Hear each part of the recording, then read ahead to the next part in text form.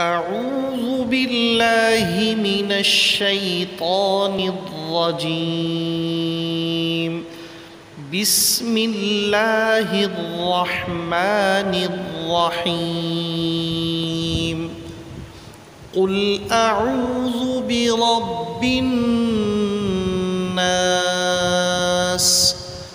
ملك الناس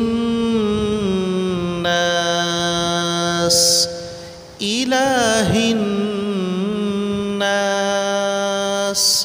من شر الوسواس الخناس الذي يوسوس في صدور الناس من الجنة والناس.